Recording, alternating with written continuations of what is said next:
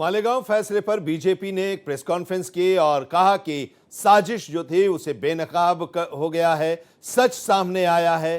कांग्रेस ने vote bank की राजनीति की। भारतीय जनता पार्टी ने इस फैसले के आने के बाद प्रेस कॉन्फ्रेंस कर कहा कि साजिश रची गई थी और यह अब साजिश जो है वो बेनकाब हो गया है और सच सामने आया है।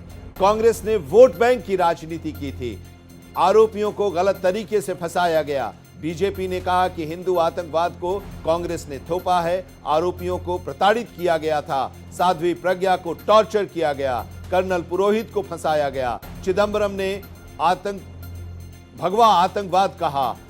भारत के संत भी भगवा पहनते हैं और भगवा देश की संस्कृति का प्रतीक है। बहुत ही ऐतिहासिक दिन है। हिंदू आतंकवाद को देश के ऊपर जबरन थोपने का जो कांग्रेस पार्टी का षड्यंत्र था वो आज धराशायी हो गया। और ये बात हम बहुत जिम्मेवारी के साथ कहना चाहते हैं।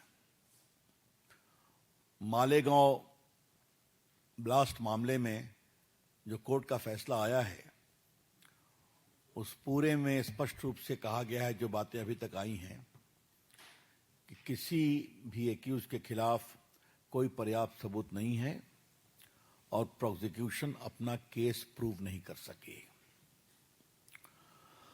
आपके रिकॉल के लिए हम बताना चाहते हैं कि उसमें कर्नल पुरोहित एक बहुत ही डेकोरेटेड आर्मी ऑफिसर था, जिसने इतना यातनादायक था कि बड़ी मुश्किल से कोई स्त्री उस प्रताड़ना को झेल सकती थी।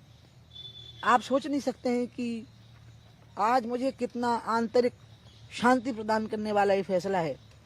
लेकिन अब मैं ये चाहती हूँ कि पी चिदंबरम, दिग्विजय सिंह, राहुल गांधी, वामपंथी, समाजवादी और कांग्रेस पार्टी के वो सब नेता जो भगवा आतंकवाद शब्द को गढ़ करके उसको सत्यापित कर रहे थे, आज उनकी चौराहों पर खड़े करके कौन सी सजा होनी चाहिए, अब मैं ये जानना चाहती हूँ, देश की जनता जानना चाहती है।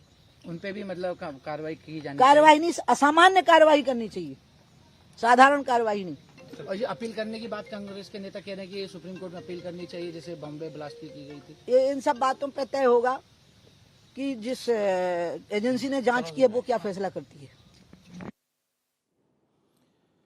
उमा भारती, और उन्होंने कहा है कि अब ये जो फैसला आया है उस फैसले पर खुशी जताते हुए उन्होंने कहा कि चिदंबरम या फिर दिग्विजय सिंह जैसे लोग जो हैं, जो लोग की भगवा आतंकवाद की बात कर रहे थे, उन लोगों को भी अब इसको लेकर सज़ा मिलनी चाहिए और किस तरह की सज़ा मिलनी चाहिए इसका भी उन्होंने इस पर सवाल भी उठाया है। और अब अभिषेक, हमारे संवाददाता हमारे साथ जुड़े हुए हैं और अभिषेक बता रहे हैं कि जो आज फैसला आया है उस फैसले की बारीकियों के बारे में और उसके बाद अब आगे की जो अब ऐसा लग रहा है कि फैसला तो आया, सातों आरोपी बरी हुई, 17 साल तक लंबा ये मामला चला और आज इस पर फैसला आया।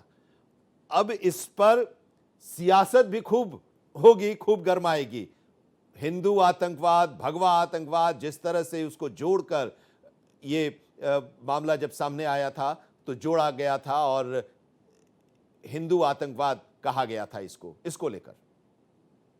बिल्कुल, देखिए सियासत तो मचेगी, हाय तौबा मचेगी। उसकी वजह साफ है कि जिस तरीके से 17 साल पहले यानी मालेगांव का जब बम ब्लास्ट हुआ था, उस समय में इन सब को जब गिरफ्तार किया गया तो पहली बार पूरे दुनिया में ये लोगों को बताया गया कि आतंकवाद सिर्फ एक कम्युनिटी नहीं करती, दूसरी कम्युनिटी भी करती है। यानी सिर्फ मुस्लिम पक्ष के ऊपर जो तोहमत लगती थी वैसा नहीं है, हिंदू पक्ष भी आतंकवाद करता है।